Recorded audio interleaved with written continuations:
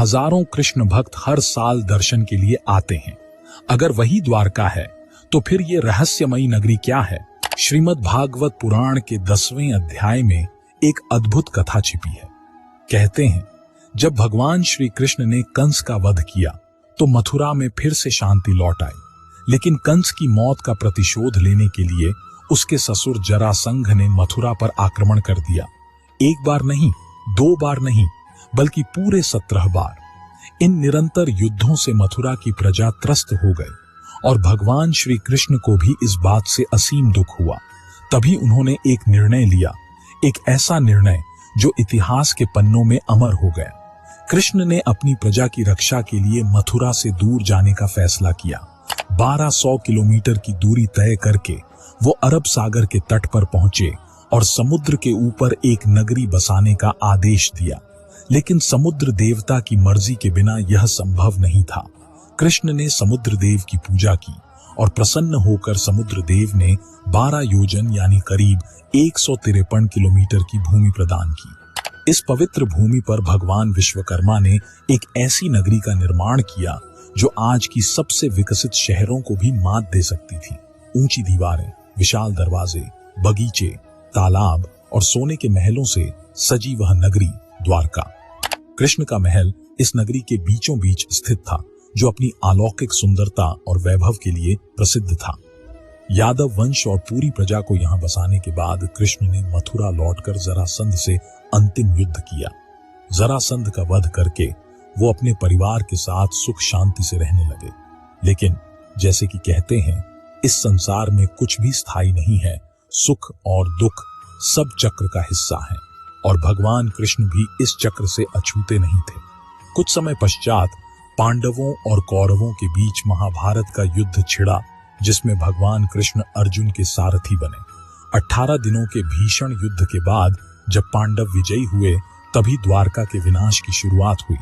महाभारत के अनुसार जब माता गंधारी ने अपने 100 पुत्रों के शव देखे तो वो इस अपार दुख को सहन नहीं कर पाई। गंधारी ने भगवान कृष्ण को उनके पुत्रों की मृत्यु का दोषी ठहराते हुए श्राप दिया कि जैसे उसके वंश का नाश हुआ है, वैसे ही 36 साल बाद तुम्हारे वंश का भी विनाश होगा। कृष्ण को इस श्राप का पहले से ही आभास था और उन्होंने इसे आशीर्वाद की तरह स्वीकार कर लिया।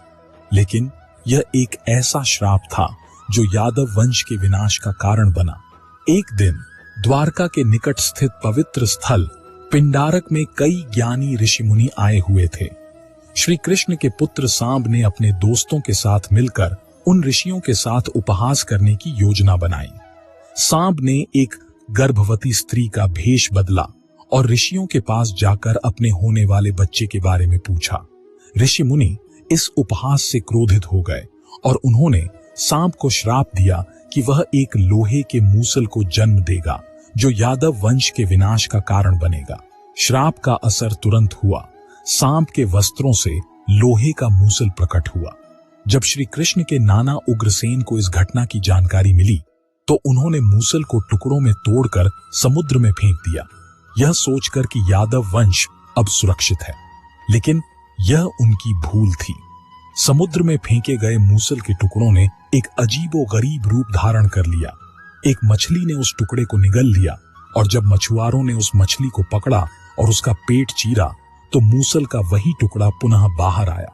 एक शिकारी ने इन टुकड़ों से जहरीले तीर बना लिए और इस प्रकार वह मूसल जो कई टुकड़ों में बिखर चुका था, एक बार फिर यादव वंश के विनाश का साधन बन गया।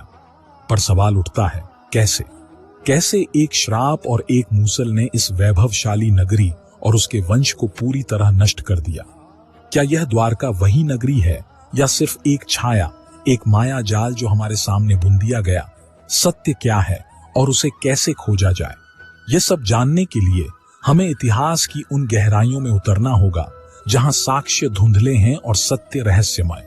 दरअसल 36 साल बीत चुके थे और वो समय आ चुका था जब माता गांधारी का श्राप अपना भयंकर रूप लेने वाला था। पूरा यादव वंश धीरे धीरे अपने विनाश की ओर बढ़ रहा था।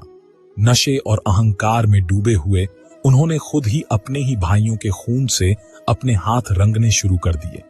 जैसे जैसे उनका संघर्ष गहराता गया, अंदर ही अंदर एक ऐसा युद्ध छिड़ गया जिसने यादव वंश को कृष्ण और बलराम ने अपने शरीर का त्याग कर दिया था।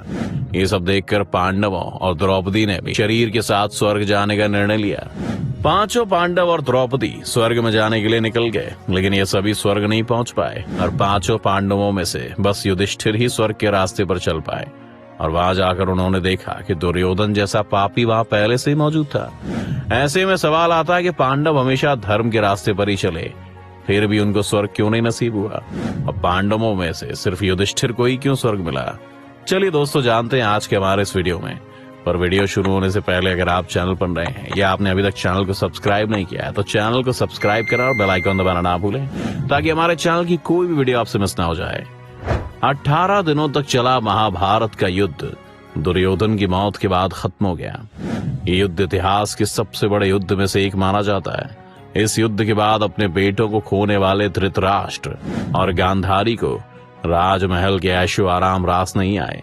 उन्हें महल में अकेलापन महसूस होने लगा और इसी अकेलेपन को दूर करने के लिए दोनों ने राजमहल छोड़ दिया और अपने जीवन के आखिरी पलों तक जंगल में रहे। दूसरी तरफ भगवान श्री कृष्ण का यदुवंश भी धीरे धीरे खत्म हो गया, जिसके चलते श्री कृष्ण भी पांव में एक तीर लगने के बहाने अपनी लीला समाप्त कर चले गए।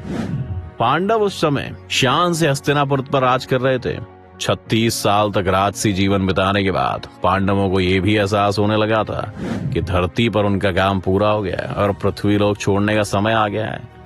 युयुत्सु को पूरे राज्य की देखभाल का जिम्मा सौंपने के बाद पांडवों ने अभिमन्यु के पुत्र परीक्षित को हस्तिनापुर का नया राजा घोषित किया और महर्षि वेद व्यास से आज्ञा लेकर पांचों पांडव द्रौपदी के साथ स्वर्ग की यात्रा पर चल पड़े।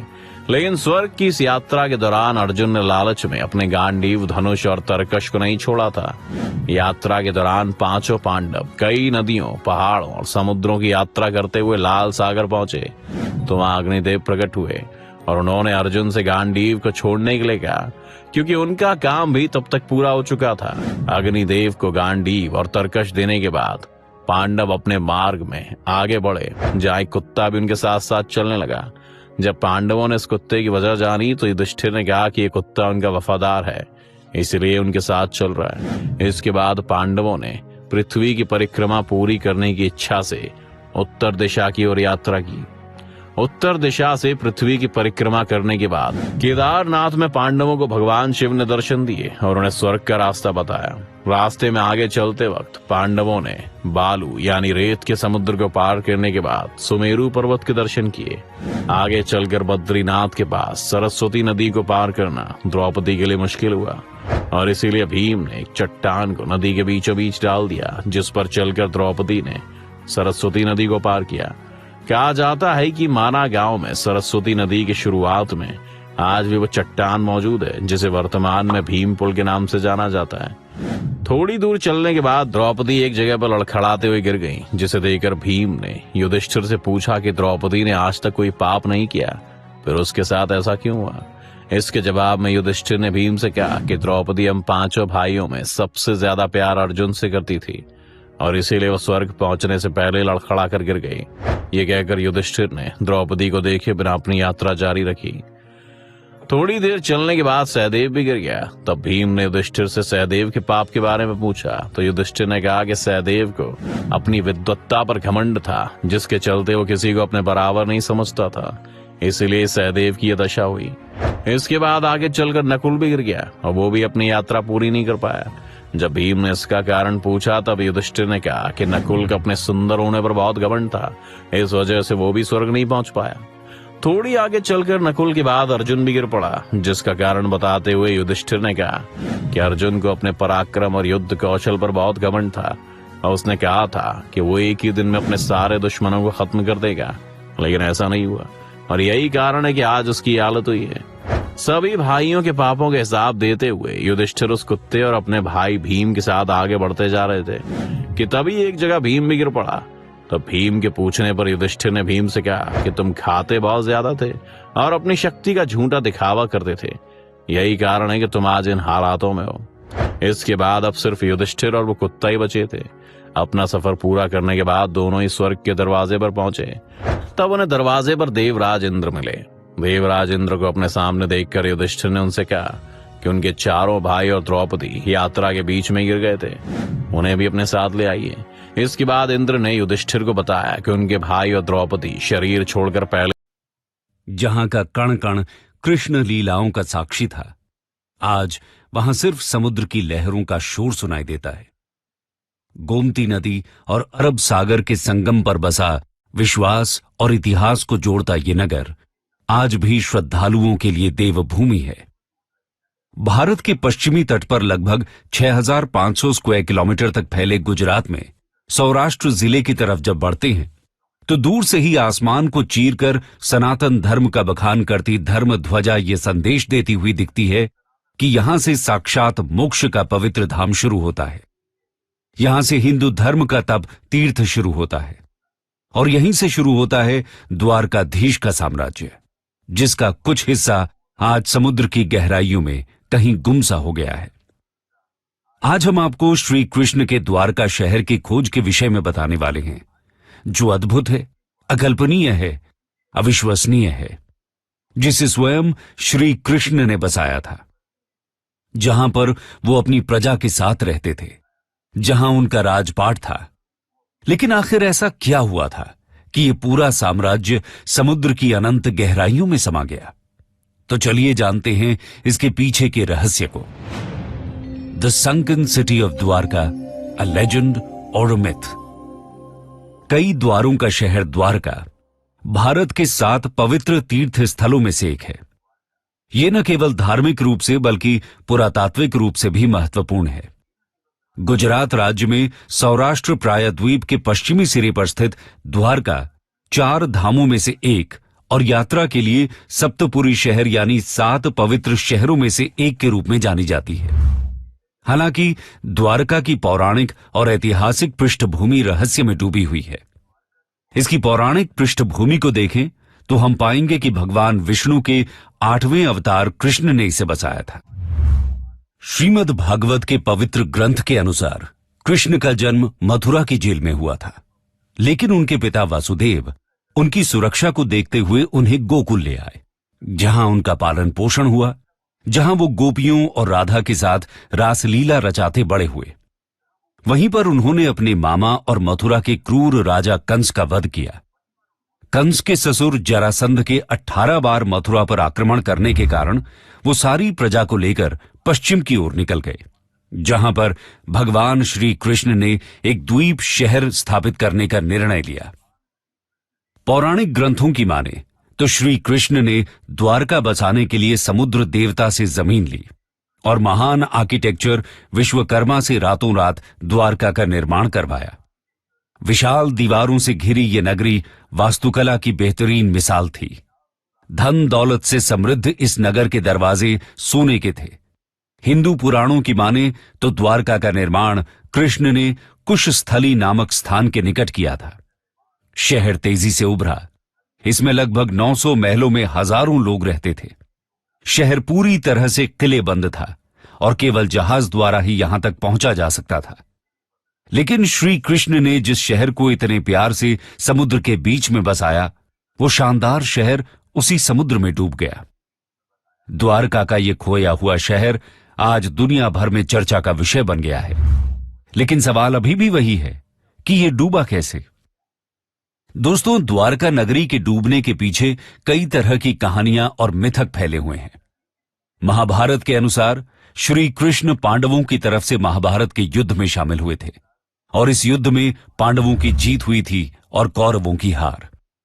100 पुत्रों के शोक से दुखी गांधारी ने क्रोध में आकर श्री कृष्ण को श्राप दे दिया कि जिस तरह कौरवों के वंश का नाश हुआ है, ठीक उसी प्रकार पूरे यदुवंश का भी नाश होगा।